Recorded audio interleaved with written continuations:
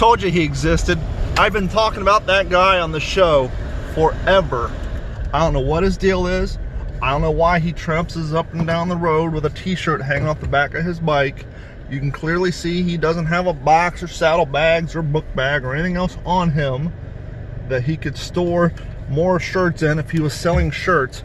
But he always rides up and down the street, or a female rides that bike with that long whip antenna with some sort of t-shirt hanging off the back. And we've talked about him on the podcast so many times. If I wasn't literally just pulling into a customer's location to work on their computers, I would stop him and do an interview and ask him what his deal is. But there he is. That is the bike guy with the t-shirt that goes up and down Del Prado that Dave and I have talked about in the past. Told you he existed. Okay, so here's the deal. As y'all know, we've all been locked up forever, and I am tired of the beard. I'm tired of the long hair, but I haven't gotten to the point where I'm willing to shave my hair, but the beard has got to go, because I've discovered the more I look like I'm stuck in my house not doing anything, the more I feel like it. And I really need to get motivated to be more productive and get things done. So we're going to start by getting rid of this beard. Besides, it's only a beard. I can grow it back if I want to.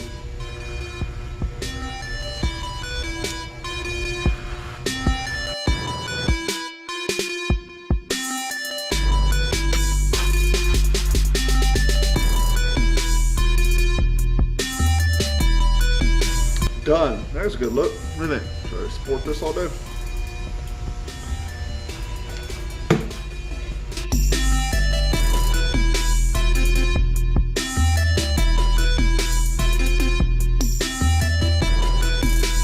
Yeah.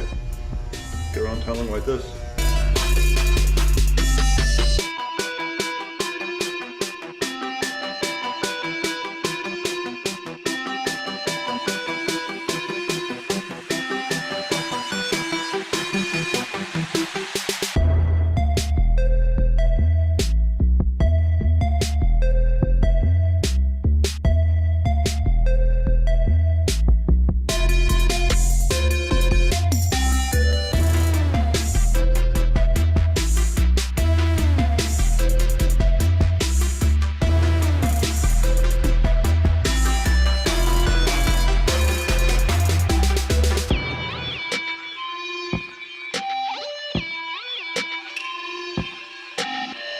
There, call it done.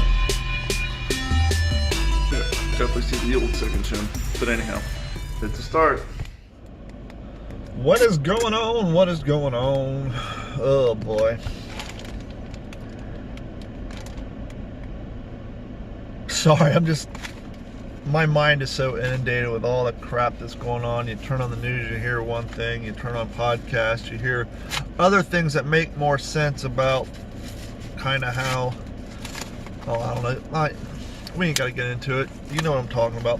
Anyhow, it's postage day. Got another cheap item off of eBay. Going along with our series of how to find cheap items on eBay. Check these out. You're like, why are you showing me shoestrings, Don? I'm not showing you shoestrings. I am showing you, allegedly, new old stock, never issued Marine Corps leggings. I say allegedly. I'm tending to,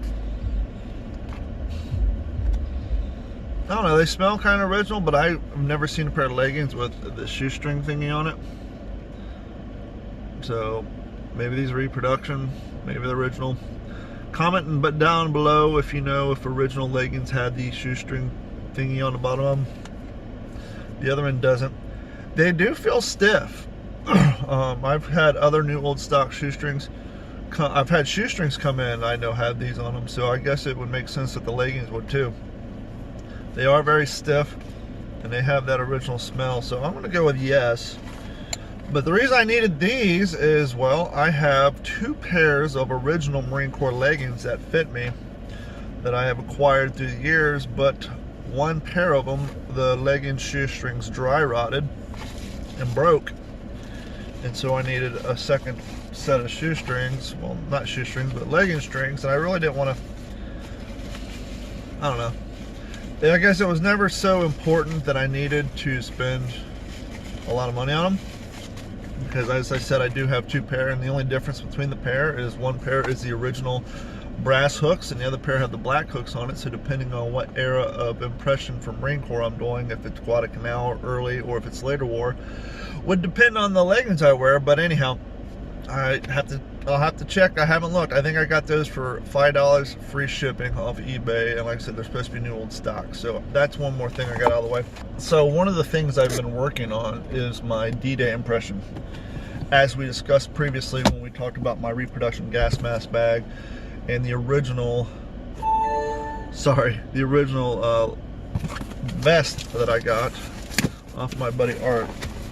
Well, as we were also discussing either on past podcasts or past videos, I was talking about how I need an original haversack, but the warnings issued on At the Fronts for their system says if you're over 6'1", it may not fit you. So I was on there and I saw they have a new equivalent of it that's made overseas for cheaper. So for instead of $100, it's 60 bucks, and it did not have the warning about people being over 6'1". And so this is part of the At the Front's JQMD line. Don't know what that stands for, but I just got the full complete system, complete with leather strap from At the Front. I'll be honest with you, I've never opened one of these bad boys up. I've never packed one of them. So it'll be interesting to see. We'll take a better look at this together when I get home, and we'll maybe do a review on this next season when we're actually able to do World War II reenacting again. But that's the only thing I got. This is the new system from At the Front that actually retails for $59.99. I think their other one that's made in the States retails for like 100 and something. And I finally also got a correct World War II era undershirt. Whenever I do my Army impression, I always wear my t-shirts that the Marines primarily wore. So while I was going to pay for that shipping from At the Front, I went ahead and threw a cheap t-shirt in there too. Welcome everybody to the What's the Scuttlebutt podcast studio in the box, episode 6. Real quick, we got a lot of new viewers and a lot of new subscribers. If you guys want an official What's the Scuttlebutt podcast decal for your window or an OG5 sticker, simply email us at info@WTSPWorldWar2.com. Give me your address, your name, and I will send you one for free. Please like and subscribe. Share us with your friends. We've been picking up some new subscribers. I thank you guys so much. But let's get down to it. We're running behind on this project because of the foobar from last episode. So let's try to get caught up.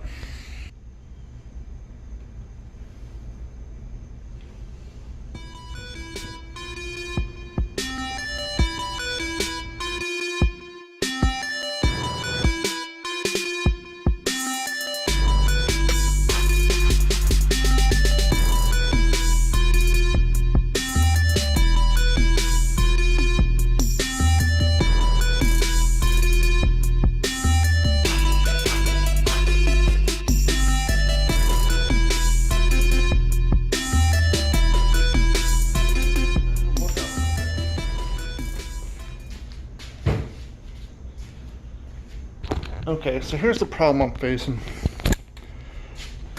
I really need a hole big enough for this guy to come up out of, because he's going to be stored underneath. That's not what this was for.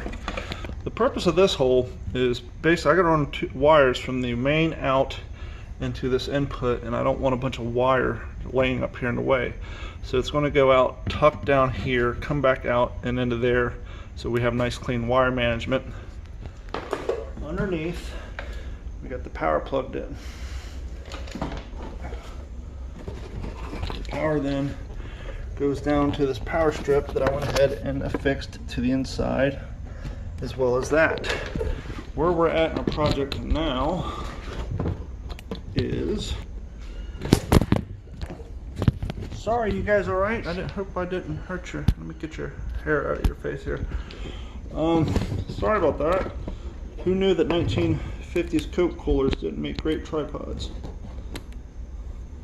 And so what we have to do now is obviously take our extension cord, plug this guy in. I need to make a hole in here so this guy can come out. Now I have a hole saw. This hole saw is like 1.5 inches.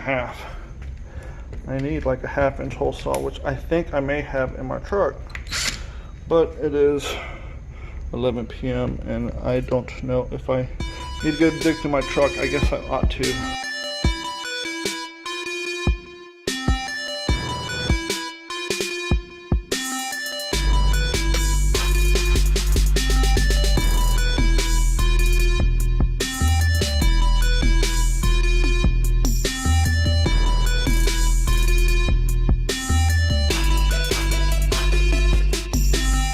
This is what I was talking about. As you can see, this is a bit of a hot mess. You got your outputs going into your input, and you got this wire that even after you zip tie up, it's still an ugly mess. That is what the hole is for. This is a little secret I do when I set up computers on computer desks that were designed by furniture engineers and not computer engineers, and so it's really hard to hide wire and make it look good, but this is kind of one of the things I do on a job. And now you can see the finished result looks way nicer. So now what we got to do is figure out storage for the microphone cables, 2 microphones, 2 microphone stands. Got to be able to wrap up all this extension cord, put it inside.